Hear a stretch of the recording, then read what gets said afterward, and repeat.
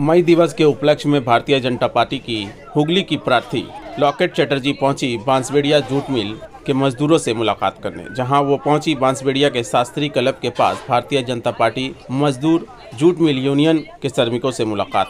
यहां पे उन्होंने सबसे पहले तो उत्तरी और फूल मालाएं चढ़ाकर उनका स्वागत किया गया। उसके बाद श्रमिकों ने अपनी समस्याओं को उनके सामने रखा। उनकी समस्याओं को सुनने के बाद उन्होंने कहा कि मोदी जी ने बहुत कुछ सोच रखा है श्रमिकों के लिए, आने वाले दिनों में उसका लाभ उनको मिलेगा। उसके बाद उन्होंने इलाके के महिलाओं के साथ चारपाई पे बैठकर चाय पी और महिला शक्ति की कही बात। इस मौके पर उन्होंने बांसबेड़िया की कई समस्याओं के बारे में बात की और जूट मिल की समस्याओं के बारे में बात की। इस पर उन्होंने बांसबेड़िया की सबसे बड़ी समस्या इस्लामपाड़ा हॉल्ट स्टेशन से लेकर कहा कि उसका आवेदन हो चुका है और आने वाले दिन में बहुत जल्द यहाँ पे सारी सुविधाएं उपलब्ध होगी। हम आशा करते हैं कि ये जल्द से जल्द हो। इस तरह से उन्होंने अपनी चुनाव रैली को आगे बढ़ाते हुए दूसरी जगह का जाने को कहकर क्या कुछ कहा, हम आपको दिखाएंगे। News line Bengal. আজকে শ্রমিকদের উপর আমাদের নরেন্দ্র মোদির ফোকাস অনেক বেশি। আমি সেটা হুগলির মানুষ হয়ে জুট নিয়ে যখনই সমস্যা হয় সেখানে আমাদেরকে ডাকা হয় এবং আমরা যা দেখেছি জুট ওয়ার্কার্সদের জন্য অনেক কিছু সুবিধা, অনেক কিছু অধিকারের ব্যবস্থা করেছে মোদি সরকার। আজকে এখানে আসা, তাদেরকে আশ্বস্ত করা আগামী দিন জুটের যেভাবে ডিমান্ড বাড়ছে সেইভাবে হয়তো সাপ্লাই হচ্ছে না, বিভিন্ন কারণে এইখান থেকে বিভিন্ন রাজনৈতিক কারণ ঢুকে পড়ছে। রাজনৈতিক কারণ যাতে না থাকে এদের বলতে, এবং তারা যেন শ্রমিকরা যেন পুরোপুরিভাবে সেখানে আরো বেশি করে কাজ পায়, আরো বেশি করে দিনে তারা ডিউটি করতে পারে, তাদের জন্য এখানে ছেড়ে তাদের নিজেদের বিহার বা নিজেদের বাড়ি চলে যেতে না হয়। আমাদের পক্ষ থেকে সব রকমের আমরা সাহায্য করব, কারণ উপর থেকে জুটের জন্য যে ডিসিশন নেওয়া হচ্ছে তা অত্যন্ত শ্রমিকদের আগামী দিনের জন্য অত্যন্ত খুশির হাওয়া নিয়ে আসবে, এটাই বলতে পারি। শুধুমাত্র আমাদের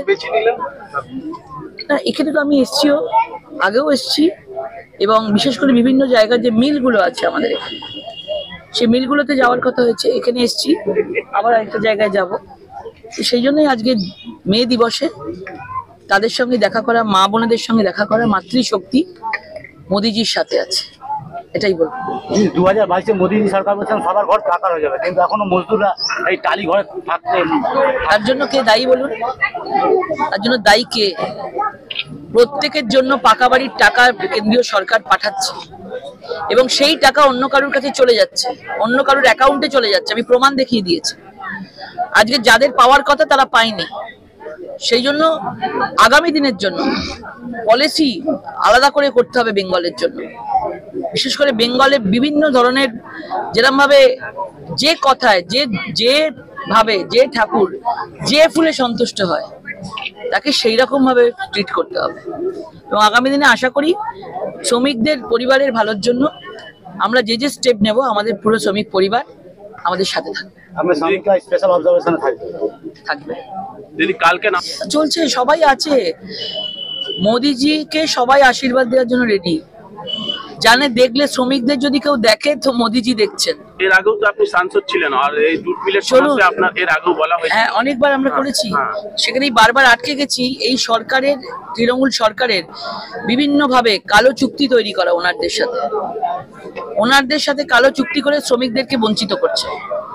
শ্রমিকদেরকে বিভিন্ন ভাবে তাদেরকে কাজের দিন কমিয়ে দেওয়া হচ্ছে, তাদেরকে অন্যদিকে পাঠিয়ে দেওয়া হচ্ছে। এই জিনিসগুলো পুরোপুরি শ্রমিকদেরকে না জানিয়ে করা হচ্ছে এবং এই বিষয়টা একটা বড় বিষয়, বিভিন্ন জায়গা থেকে এটা উঠে আসছে।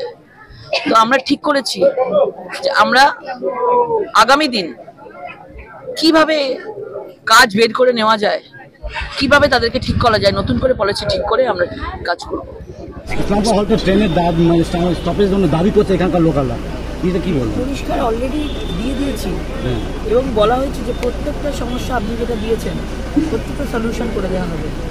এবং এনাদের যে দাবি আছে এক্সট্রা ট্রেনে, সেগুলোর দাবি, কারণ ট্রেন নিয়ে কোনো অসুবিধা মানুষের থাকবে না, ভুগতে হবে না, এটুকু আমি কথা দিতে পারি, জোর গলায় কথা দিতে পারি।